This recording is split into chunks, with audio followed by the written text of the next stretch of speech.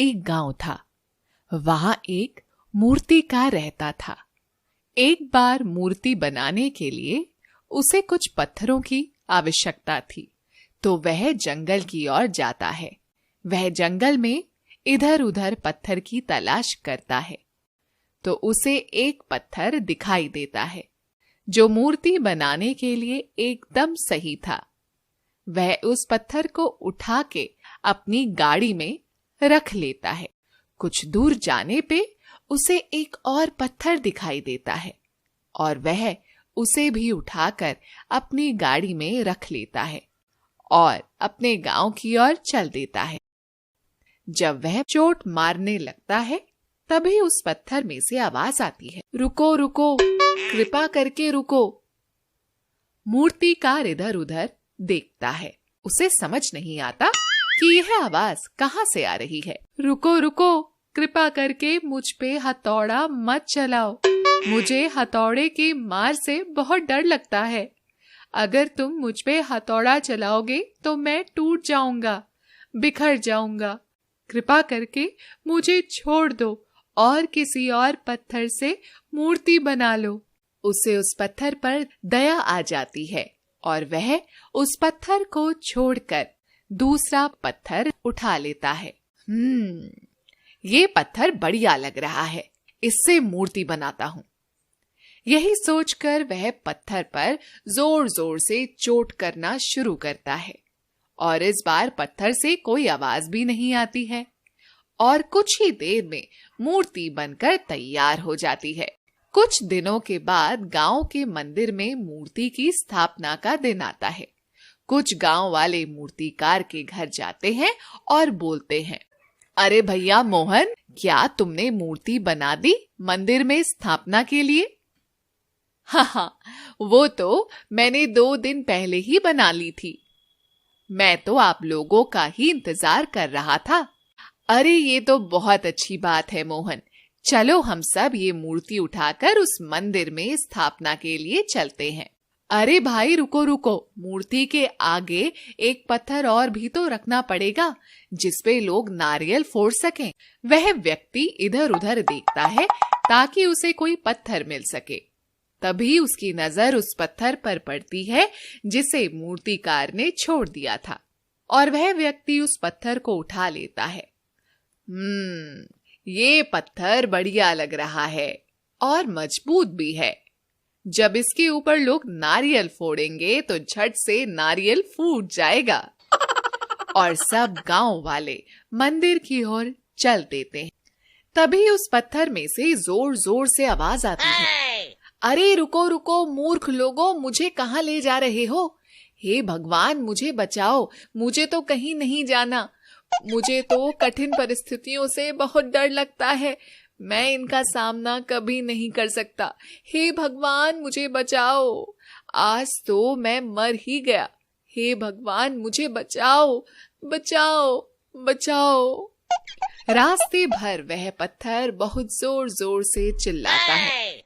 तभी सब गांव वाले मंदिर पहुंच जाते हैं और मूर्ति की स्थापना कर देते हैं और उस पत्थर को उसके आगे रख देते हैं।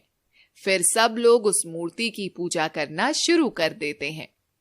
मूर्ति बना हुआ पत्थर इससे बहुत खुश हो जाता है। लोग उस पत्थर को दूध से स्नान करवाते हैं, उसे चंदन का लेप लगाते हैं और उसके ऊपर फूल चढ़ाते हैं। ये सब देखकर दूसरा पत्थर मूर्ति बने हुए पत्थर से बोलता है, अरे भाई तुम्हारे तो बहुत मजे हैं, लोग तुम्हें तो दूध से स्नान करवा रहे हैं, तुम्हारी पूजा कर रहे हैं, तुम्हारे ऊपर फूलों की बारिश कर रहे हैं, तुम्हारी जिंदगी तो बढ़िया है। तभी एक व्यक्ति उस पत्थर पर जोर से नारियल फोड़ता है।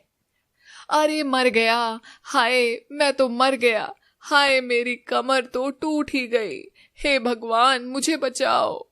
अरे मूर्ख व्यक्ति मेरे ऊपर नारियल क्यों फोड़ रहा है? भगवान को नारियल चढ़ाने का इतना ही शौक है तो अपने सर से क्यों नहीं फोड़ लेता तू नारियल? तभी एक और व्यक्ति उस पत्थर पर नारियल फोड़ता है। हाय हाय मर गया, आज तो मेरी शामत ही आ गई, हे भगवान, मुझे कहाँ फंसा दिया आज आपने।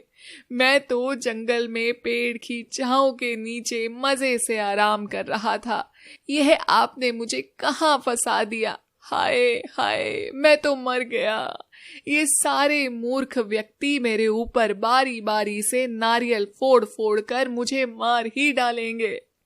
यह सब देखकर मूर्ति बना पत्थर उस पर जोर जोर से हंसता है। हा हा हा हा हा हा हा।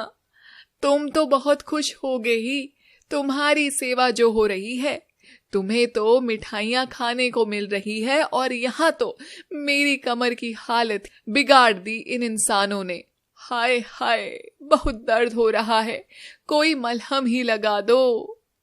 तब मूर्ति बना हुआ पत्थर उस दूसरे पत्थर से बोलता है, दोस्त, तुमने भी अगर उस दिन पहला प्रहार सह लिया होता तो आज तुम मेरी जगह होते और लोग तुम्हारी भी पूजा कर रहे होते।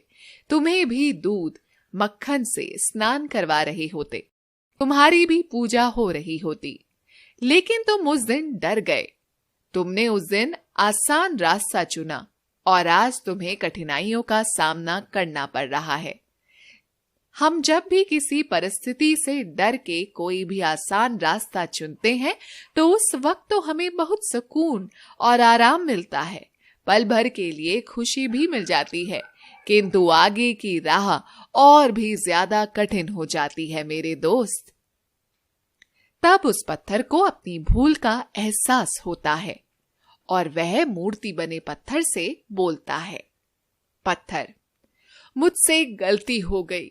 मैं समझ चुका हूं, जो लोग मुश्किल परिस्थितियों से नहीं घबराते और उनका सामना करते हैं, लोग उन्हीं को सम्मान देते हैं और उन्हीं की पूजा करते हैं। आपने उस हथौड़े की चोट सही, कठिन परिस्थितियों का सामना किया, इसीलिए लोग आज आपकी पूजा अर्चना कर रहे हैं। आप अवश्य ही ईश्वर हैं भगवान। मैं आपकी शरण में आना चाहता हूँ। मुझे आप अपनी शरण में ले लीजिए। मुझे अपनी गलती का एहसास हो चुका है। मैं अब किसी भी कठिन परिस्थिति से नहीं घबराऊंगा भगवान। मुझे शक्ति दे भगवान। तभी मूर्ति में से आवाज आती है, जो व्यक्ति जिंदगी में मेहनत करता है, सही रास्ते पे चलता है और कठिन परिस्थितियों से नहीं घबराता और दृढ़ता से उसका सामना करता है, मैं हमेशा उसके साथ रहता हूँ।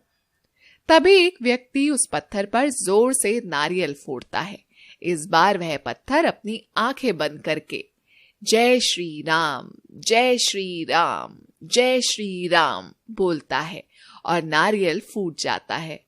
जब वहां पत्थर अपनी आंखें खोलता है और देखता है कि नारियल तो फूट गया और इस बार उसे बिल्कुल भी दर्द नहीं हुआ, तो वह भगवान का शुक्रिया अदा करता है और भगवान को वचन देता है, हे भगवान, मैं आगे से कभी भी किसी कठिन परिस्थितियों से नहीं भागूंगा। बस आप हमेशा मेरे साथ रहिएगा। नारियल फूटने की वजह से नारियल का पानी उस पत्थर को भी पीने को मिल जाता है और लोग भगवान को भोग लगाने के बाद मिठाई को भी उस पत्थर पर रख देते हैं, जिससे उस पत्थर को मिठाई खाने को भी मिल जाता है। तब भगवान उसे बोलते हैं, देखा तुमने, आज मुश्किलों का सामना किया तो उसका फल भी तुम्हें मिलने लगा है ना? हाँ भगवान, आप सही बोल रहे हो। मॉरल: कठिन वक्त सबकी जिंदगी में आता है। आज नहीं तो कल जरूर आएगा, लेकिन उस कठिन वक्त का सामना करने के लिए क्या आप तैयार हैं? अपनी जिंदगी का मजा जरूर लीजिए, लेकिन पहले आगे आने वाले कठिन दिनों की तैयारी करने के बाद, क्योंकि जब कठिन वक्त आता है तो फिर आपको मौका नहीं मिलेगा। एक बार सोचिएगा जरूर। अक्सर चुनौतियों से, संघर्षों से हम डरते हैं, लेकिन संघर्ष ही तो हैं जो हमें और अधिक मजबूत करते हैं और जिंदगी की कठिनाइयों से लड़ने की हिम्मत देते हैं और हमें सक्षम बनाते हैं, कुछ भी कर पाने के और कुछ भी कर गुजरने के। इसलिए जिंदगी में कभी भी कोई चुनौती आई तो उसे घबराइए मत, बल्कि हंसकर उसका सामना कीजिए। ये कहानी कहीं ना कहीं अगर आपके दिल को छुए तो प्लीज लाइक जरूर कीजिएगा। Humanity should be our race, love should be our religion. Thanks for watching.